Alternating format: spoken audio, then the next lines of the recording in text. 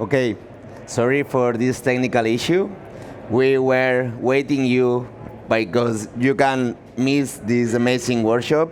Okay, now we have a workshop with Cyrill from Parity Technologies, and the title of this workshop is Bringing Solidity to Polkadot with Solang. Sorry. Welcome. Yeah, welcome everybody in lovely Lisbon. Thanks for joining me with this workshop. Yeah, I'm Cyrill. I work at Parity in the pallet contracts team specifically. So I'm concerned with all kinds of smart contracts on Polkadot. So what's this workshop about? I'll try to give an introduction to Solidity on Polkadot, and also not only Solidity, but smart contracts on Polkadot in general. So, and this workshop is also supposed to be super low entry barrier for everyone. So even if you have no idea how Polkadot works, if you're confused, okay, smart contracts, Polkadot, if you have any questions, just ask them, no matter how entry level there are. And we will cover differences between sort of on Polkadot there's no definite way to do contracts, and the most notable two ways is either using EVM or Polkadot native contracts, and I will go a bit into the difference between them, and in general, okay, how you can build dApps with Solidity on Polkadot native contracts. And then for the second part, I will show you briefly how you can write a Solidity dApp that runs as a Polkadot native contract. We will do this using the Open Zeppelin standard contracts. So if anyone wants to follow along, maybe if also remote viewers want to follow along in the second part, there's really not much coding involved, and I will show from how to put together the contract to using and deploying it on a testnet. Exactly. So if you want to follow along for the live coding part, you need to install Solang, the Solidity compiler, which is this workshop about. I encourage you to do it now so that we don't have to wait for everybody if you want to follow along. The QR code links to this URL where you can find installation instructions. I'll keep this for 5 more seconds. And then what you also need, it's optional, but you need to have a local blockchain node, and we're going to use the Sub0 contracts node. So you can, if you want to follow along later on, you can also scan this QR now, and then you will find instructions in this link how to download and run this node. Okay, then Polkadot and smart contracts. So Polkadot, actually, there are no smart contracts on Polkadot. So Polkadot is it's a layer 0, you could say.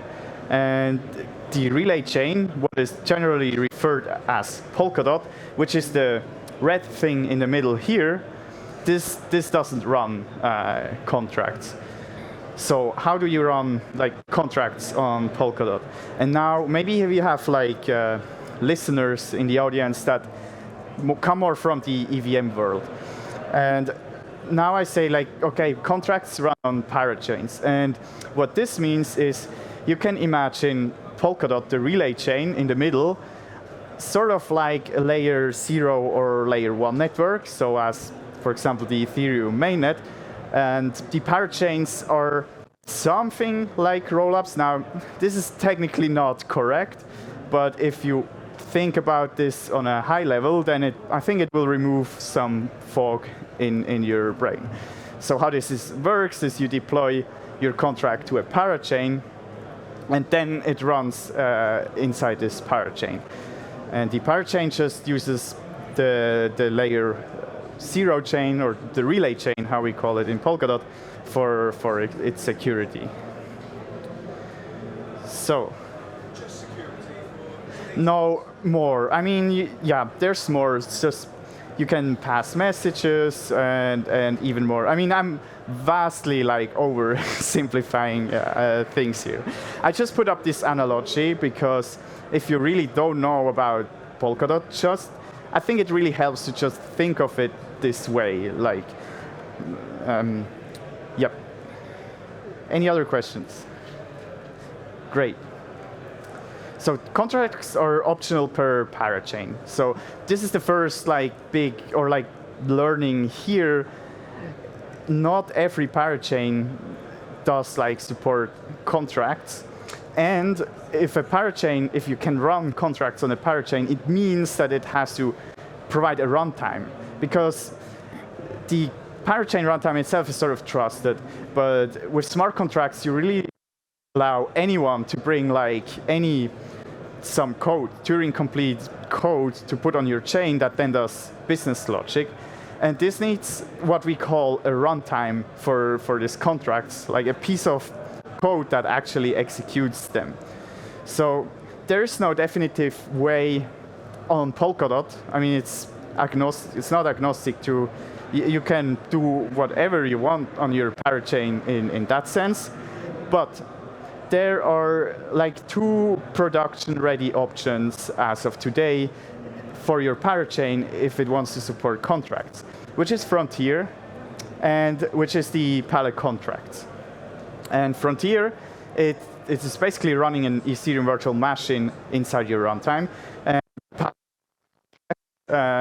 is Polkadot's native contracts. It's just, I don't know if this is even an official term, but I've seen this often. It's what we call Polkadot native contracts, and it works. It's the same but different. We'll go to some difference in a minute. But here is a nice illustration of, imagine if this like white thing in the sea is your blockchain runtime, or your parachain runtime. Then in it there's pallet contracts that can run contracts, and this pallet contracts is sort of an abstraction. So your contract, and this is like no matter if it's on the Ethereum virtual machine or on any blockchain, it wants to read and write state, right? You want to know what's a user's balance, or you want to like write something to storage, and the contracts pallet provides an environment and some abstractions to interact mainly with storage. And then you can write your smart contract. You can do this using Rust, which is our Ink project. You can use Solidity via Solang, which is this workshop about.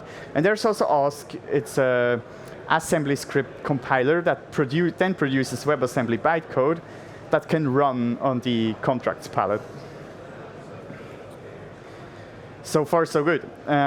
Let's go into the differences between Ethereum like contracts, EVM contracts, and Polkadot native contracts, because this is something I get asked a lot about and seems to like create like a good amount of confusion. So let's go through Ethereum first. So if you know Ethereum, if you're a Solidity developer, you probably have heard about the Ethereum virtual machine. And on Polkadot, what parachains can do, they can use what's called Frontier, which provides this Ethereum virtual machine for your parachain.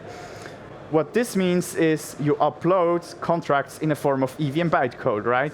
You use the Sol-C compiler, you compile your contract, and this produces EVM bytecode, which you upload. And the contract uses Solidity or Ethereum ABI encoding, and your runtime exposes a set of Ethereum RPC network endpoints, so your wallet, your MetaMask or whatever can then interact with it. And now on the right-hand side, we have more or less a side-by-side comparison how this looks in Polkadot native contract.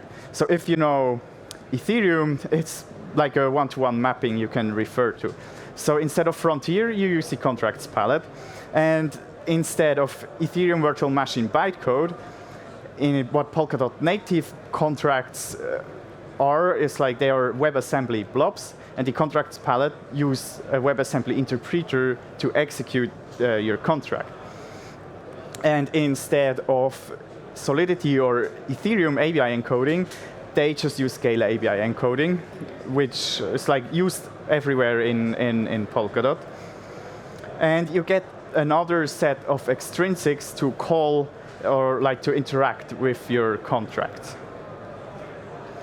So this was on the backend side, if you want to say so, on the background, what's like happening, what's running your actual contract. But there's also the language and tooling side of it, right? So in Ethereum, you have mainly Solidity, Viper, and then some experimental languages happening.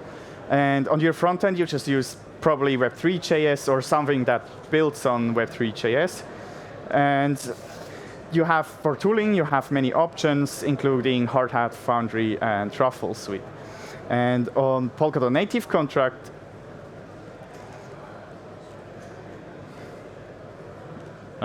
we're back. Okay, we have the same, but you can write your contract not only in Solidity, but also in other languages, like Rust, because all languages that compile to LLVM, essentially, which is a compiler backend supporting WebAssembly, it allows to have many more languages than just one, like very domain-specific language to run on. And on the front end, most popular as of now is the Polkadot.js framework.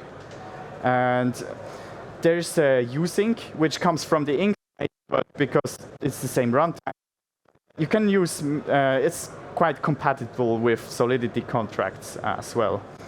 And this is important if you want to deploy to production. You're probably wondering, okay, what is the tooling? How can I make a more complicated deployment?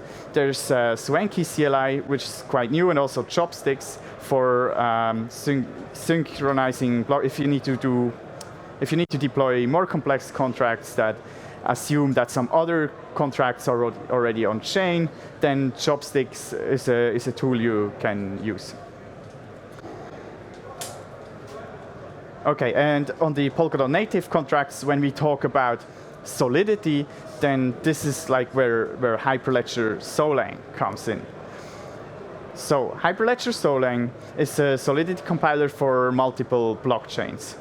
Why for multiple blockchains? Because unlike the Sol-C Ethereum compiler, Ethereum Solidity compiler, it is more like a compiler front end, supporting that can support many compilation targets, and it uses LLVM. So that's the name, Solang. It's like Clang for in the C world, and exactly. And it supports Polkadot as a compilation target.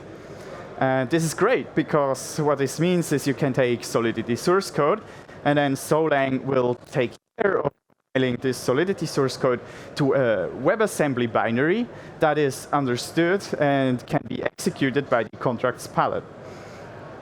Right? Because it's compatible with the runtime API I showed before, the cute pictures. Solang understands if your Solidity reads message.sender, it understands what it needs to tell the contracts palette to do to get the message sender. And we use Ink metadata. This is just an attempt to, like, even though there's different languages that can run on or compile to the contracts palette, we try to like only use one metadata format because this makes life easier for everyone in the end. So this is an illustration. This is an ERC20 contract using the Open Zeppelin libraries. And this does compile fine and can run on the contracts palette, thanks to Hyperledger Solang. Before we go to the live session, I want to talk about a few considerations. So, because there are some very intrinsic differences to the Ethereum virtual machine and the contract palettes, there's some considerations you need to take account.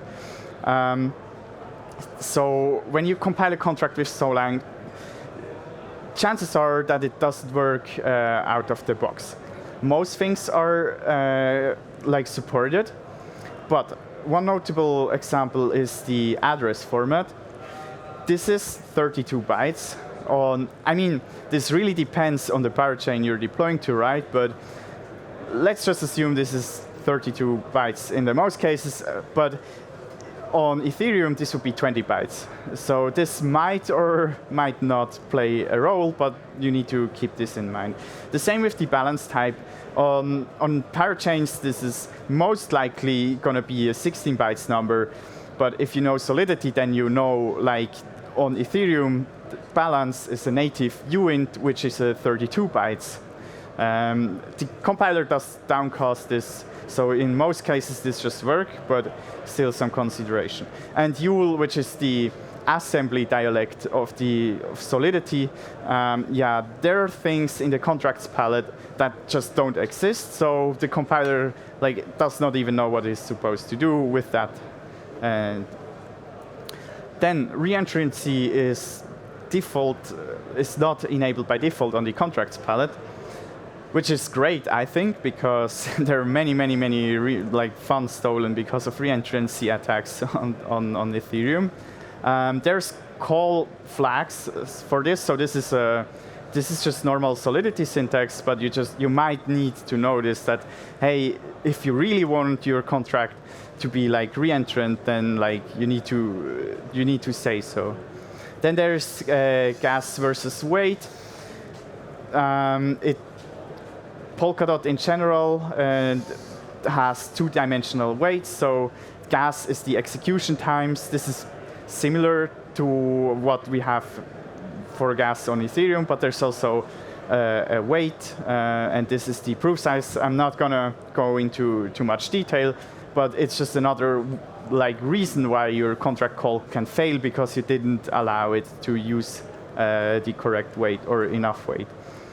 And then there's precompiled contracts. They're quite essential to some Solidity dApps, and we don't have this on the contracts palette. There's an alternative. It's called chain extensions, and I will show an example of this later on. And yeah, there's some other differences. Scale encoding during ABI encoding. If you copy over or work with an existing Solidity contract, it might assume Solidity ABI. So if you know Solidity, and if you have something like this, where you do a raw call, this is called a raw call in Solidity, and it just doesn't decode the return data from the callee. Instead, it just gives you access to the raw data, and you have to know that on pallet contracts, this will be scale encoded, and some existing contract on the EVM, it might assume that this is Solidity ABI encoded, and when it then works with this data, it falls apart. Yep. Just delegate call. Yes, delegate call is supported. This is a flag, like reentrancy.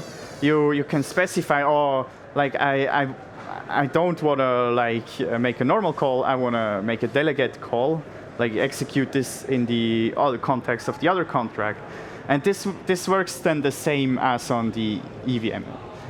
It's just a call flag instead of. I think in Solidity you even have to use assembly for this, or yeah, but it works. It works the same. It's a call flag for it. Exactly, and then you might have realized by now. Okay, I have maybe contracts written in Ink or Rust on my blockchain, and I might have contracts written in Solidity. So, do they work together nicely? Can my Solidity contract call contract written in Rust? Yes, this is supported. But because this other contract might do whatever, and you don't know about it, you have to be a bit more careful. And there's also some issues. If you write a contract in Rust, it can use types like result or options, which just don't exist in Solidity, and then you have a bit of a hard time decoding this data. But we are interface generators to make this easier are planned. Okay, now that we understand the differences, you might ask, why not just use Frontier, right? Why should I care? There's a lot of good reasons. I'm not going to pitch this now. I mean, this has been pitched many times before. It brings a number of really good advantages, but also the chances are EVM or Frontier might not being available on your parachain you want to deploy to. The contracts palette is deployed to more parachains. Actually, you can go to use.inc, and then at the bottom of the landing page, there's a list of all parachains that onboard the contracts palette in production. And yeah, there's the hybrid chain use case, which would blow the scope a bit. But so one use case for this is we have in Solang's integration test suite, we have the Uniswap, the version 2 automated market maker, and we ported over the Tornado Core privacy protocol, and they now run on Polkadot native contracts. This means you can deploy them to chains that have the contracts palette but not Frontier, and also multi-chain protocol. I mean, yeah. You said you ported it. Did you have to make a lot of changes to the Tornado code, or you just took it as is? Yes, this is a case-by-case basis, so most simple dApps just work. Uniswap required few minor changes, and Tornado Core, the source code itself, also did only require minor changes. The tricking thing there was how Tornado Core does verify snark proofs, and it does so by calling into precompiled contracts. And these just do some elliptic curve operations, and they are very efficient. And there are no, as I said earlier, there are no precompiled contracts on the contracts palette. So I had to implement these elliptic curve operations in a chain extension instead, and then call out into the chain extension. And I mean, in the end, this is changing a couple lines of code, but it was still a bit of work, yeah. Yep, and multi-chain protocols. If you have a cross-chain wallet, a cross-chain bridge, these are usually just Solidity contracts, right? And now you want to maybe you want to deploy this to a parachain that does not have frontiers. So you're quite out of luck, because you would then need to port these contracts over to Rust. But with Solang, what you can do is you can deploy it anyways to pallet contracts. I mean, chances are that it just works, or you can ask your probably you already have Solidity developers, and then they can just do it. And then there's no need to rewrite it in Rust. So these are example use cases. And then so for the future, we have a security audit upcoming for the compiler itself in Q4 this year. We are also about to provide a fork of the Open Zeppelin contracts library. We are thinking about doing this, and ideally it would be audited. And so we are probably going to implement Ethereum API support, because then you can use MetaMask or any Ethereum compatible wallet to call into your contracts, which would be hugely beneficial for your user experience. Maybe you've heard about something going on with regards to RISC-V contracts. Solang is in a very good position to support this for Solidity, because RISC-V is just another LLVM compilation target. And then there's interface generation for cross-contract calls, and also improve on compatibility and missing features is also on our agenda.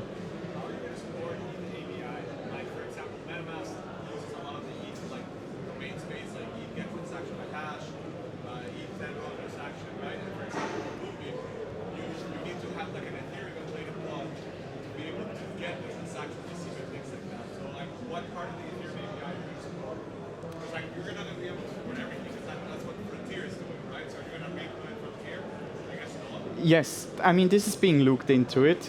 It's not done by me, so I don't know how far the progress about this is, but yeah, the plan is can there be, or the idea is can there be frontier, but agnostic or like not depending on the EVM as the execution layer. And yeah, so yeah, there are problems to be solved, but yeah, we'll see. Okay, some tips and tricks. I mean, I will show this in the live coding part. Solang can manage your projects, and then you get a nice config file. You can use print to debug to the console, and then it's important to compile your production contracts with the -- release flag. Will enable many optimizations. There's a Visual Studio Code extension with a language server. It's functional, but it's being reworked right now. Exactly. And also, if you're like wondering, okay, this is all great, how can I learn more? We have our own documentation, solang.readthedocs.io. You can also learn a lot about the contracts palette and about Polkadot native contract on use.inc. They also use the official Solidity language documentation and the contracts palette documentation. And really one takeaway is like all the Inc stuff, which is like the framework to write Rust contracts. It's usually your friend because you can maybe reuse the front-end libraries and things like this, yeah. We are on the Hyperledger Discord, so if you're trying to port a dApp, if you're stuck, if you find a bug, whatever, just reach out to us on this Discord channel. And yeah, that was it for the first part. Any questions?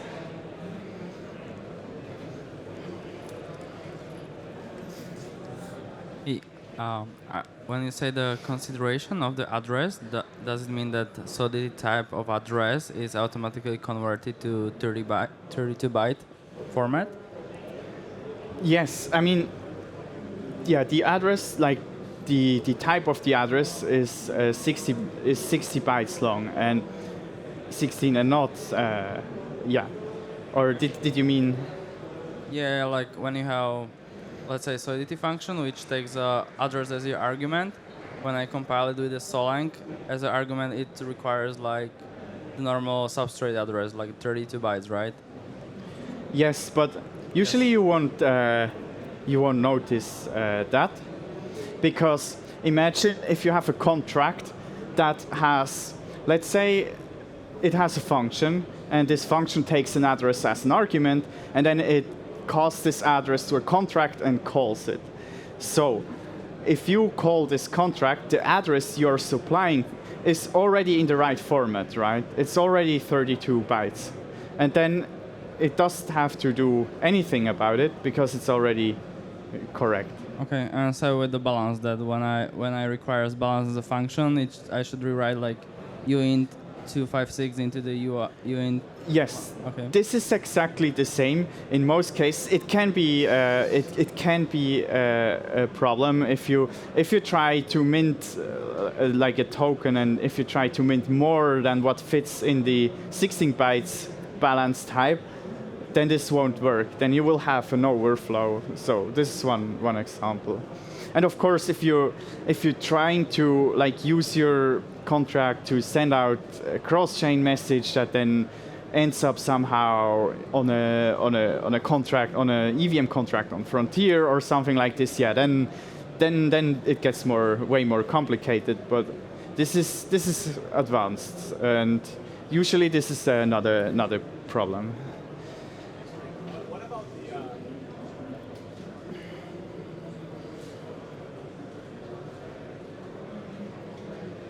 So my understanding is that address, it's basically transformed at compile, right? I mean, you can type address and that will, in the compile, when you're compiling it, you'll basically set it to 32 bytes. What about uint, though? I mean, in Solidity, normally uint, I think this is bad practice, and personally, but I think people, when they put uint, it's automatically interpreted as uint 256, right?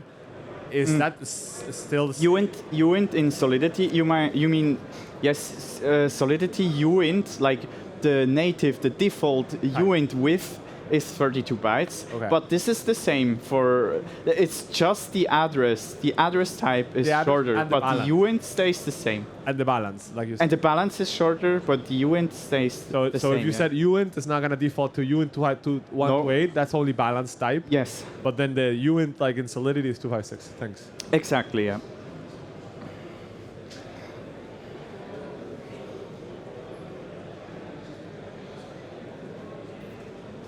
Okay, then if there's no more questions, let's just compile a contract. Let's just make a token and deploy it, shall we? Okay, what I have here is the Open Zeppelin contracts wizard. And I have a ERC20 token, and let's say it's mintable and burnable, right? And now we want to deploy this contract. We want to compile it and deploy it to a parachain with the contracts pallet. So what do we do? First, I assume you have already like Solang installed by now. Right, so we can say Solang new and then Sub0 token. And then you realize, oh, it needs a target because Solang supports multiple targets. We need to specify, okay, like we want to use the Polkadot target and not the Solana target, right? And now this created a folder, Sub0 token.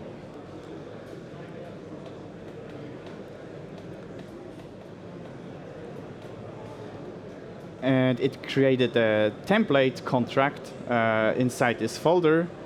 But we're not gonna use this Flipper contract. We wanna deploy the token, right?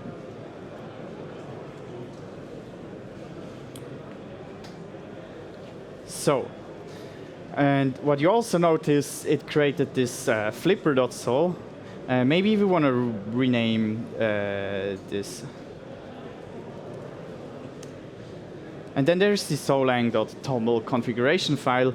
This is just some options for the compiler. All the input files. Let's say we want to compile our source code. This can be, if your project gets more complicated, you can specify any source files here. And I think the contract was called like this, right? This tells the compiler, hey, in the end, I'm interested to get this contract. Okay, now we should be good to go, right? No, there's missing something. So it does know about this min function and these modifiers. It also doesn't know about this. And this should be expected, right? Because these are all coming from the Open Zeppelin library, right?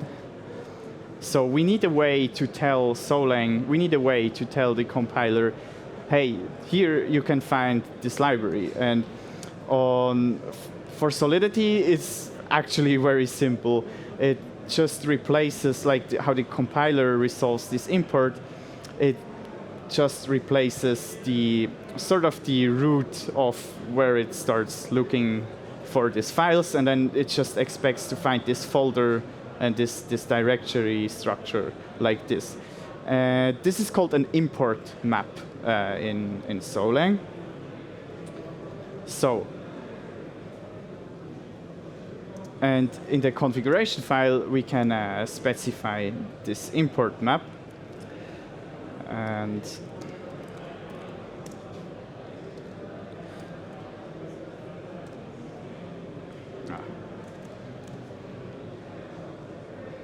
And this is how you can set this. So assume that in here I installed the Open Zeppelin contracts. And this, there's many ways you can do this. What I did here is I went to the Open Zeppelin contracts repository and made a git clone and checked out the most recent version. And now this is important. you need to do this git checkout, because master doesn't work just like that. Maybe you're being used to like using a node package manager or something like this for getting this dependency. This is also fine. You just have to know on your file system where your library is located at. Okay, now that we have this import map, we try to compile the contract, and yay, it succeeded. It generated this mytoken.contract file, and this contains the metadata, as you can see on the top, and then the WebAssembly code as well. Now, we want to deploy it, and maybe we want to test this first, right? So what we can do is start a local blockchain node, and we do this with just starting the substrate contracts node like this. And then one very handy tool to use is the contracts UI. So all you need to do is to open this this web app, and then for a local node, we just select it in the top left menu, and then we can add our contract here. So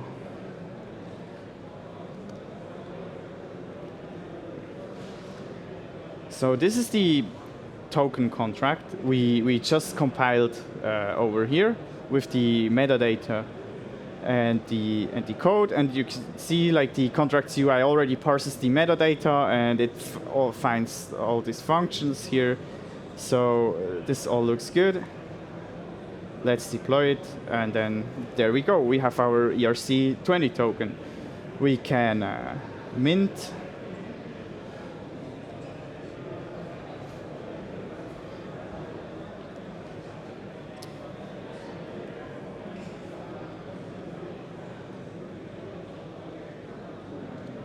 We can mint some tokens to ourselves. And then on the right hand here, you see the debug output. And this is what I wanted to show. It can be really handy, because let's change the caller to Bob. And then, like, let's say we use the Bob account and we want to mint. And this is not supposed to work, right? Because we deployed the contract with the Alice account. So we expect only Alice to be able to mint tokens, but not Bob. And on a on a production deployment, this will just tell you contract reverted. But on a local node, it will display the debug buffer. And what's in the debug buffer, it will tell you, oh, the caller of the contract, so Bob in this case, is not the owner. And this is a required condition that failed, and it tells you exactly like in which contract, at which line, it did fail. But you don't have this information in a production deployment. Yeah. Parachain would you deploy to practice? You mean to production? Yes. Right now, the most popular contract chain is A*. So this would be an option, definitively.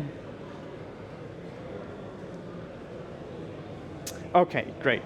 Okay, I see I have 10 minutes left.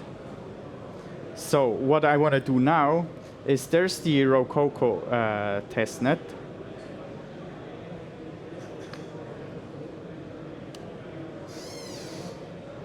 And this is an actual, like now the contracts now we are connected to an actual test network and not just a local node on my laptop, right? And now I wanted to deploy my contract. But for this, I need to have ROC tokens. And getting them is actually pretty easy. Use.inc has a faucet. So what I usually do is if you go to Polkadot.js,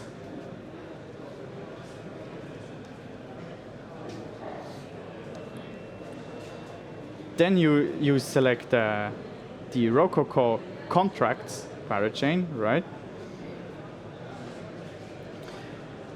And then you can create a burner account if you want.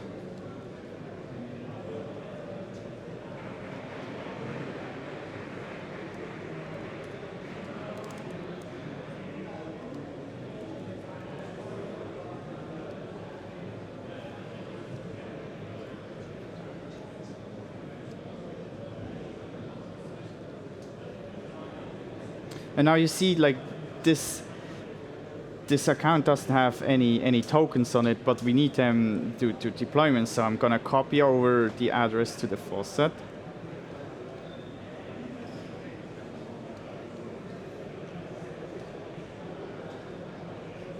And request some tokens. Oh. You missed the bottom of the wheel. Oh no.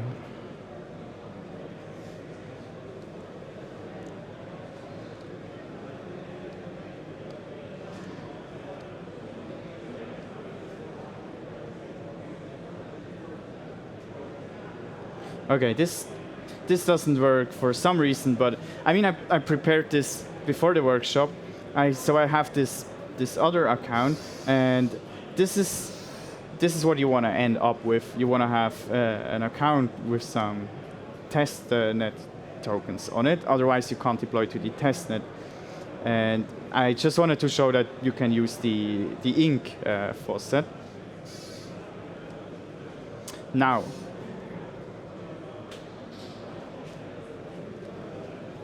And now another important thing. So as I said earlier, we compiled this contract, right? We wrote Solang compile. Now the problem is if we just do, or it's not a problem. I mean, what Solang does by default, it compiles in debug mode, and this allows, for example, like printing errors to the console, as we saw here. Like, okay, but to do this in production, it would be quite wasteful. It would make the code larger and not as efficient. So we want to specify the release flag.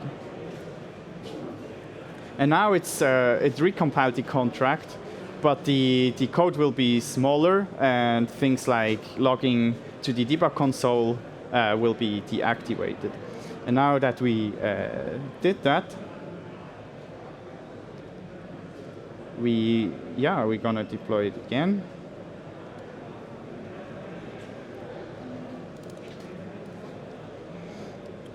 And unlike on the local nodes where we could just deploy, now we had to sign the actual transaction. And now we also have to wait for it, because when you use the Sub0 contracts node, it's configured with something that we call instant finality. So whatever transaction you send will reach finality immediately, so you don't have to wait all the time. Okay, yeah, question?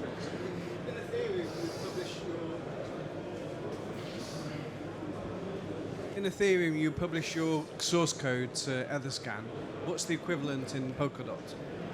When you publish your source code? Publish your code, yes. So, is there I don't know.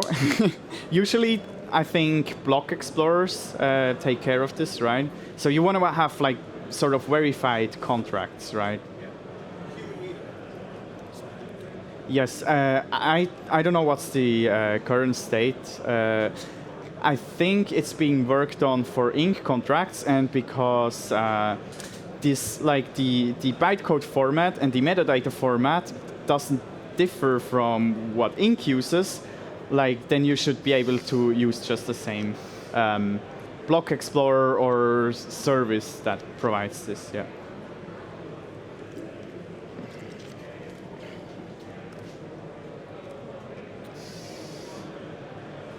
Okay, so yeah, here we are. We have we deployed our token contract.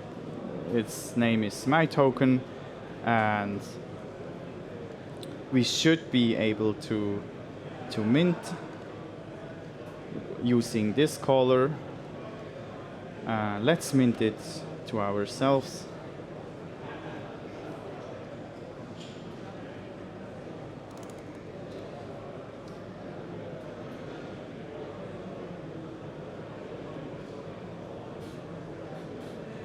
Yeah, and that's pretty much it. Yeah. Thank you, Cyrill. Thank you very much. I think we have 5 minutes left, but we also overrun the schedule a bit, so I'll leave it open if there are questions. You have any question?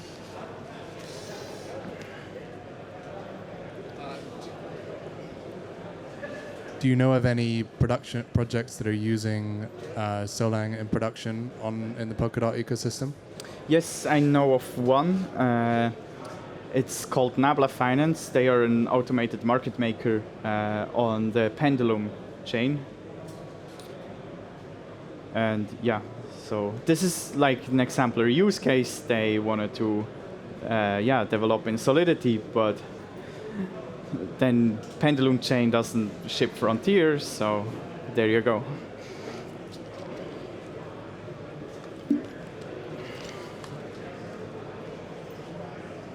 Would this automatically give you smart contracts on other blockchains as well? So you've got Polkadot. What else can you Solana, can you do that? Yes, Solang supports Solana, but on Solana, like the runtime, like pallet contracts is in many places very similar to the Ethereum virtual machine, but Solana has like different runtime. Like they're modeling things very differently, and so yes, it can support Solana, but it probably requires changes to your source code. Okay, thank you very much, Cyrill, for this amazing workshop. Thank you. Thank you.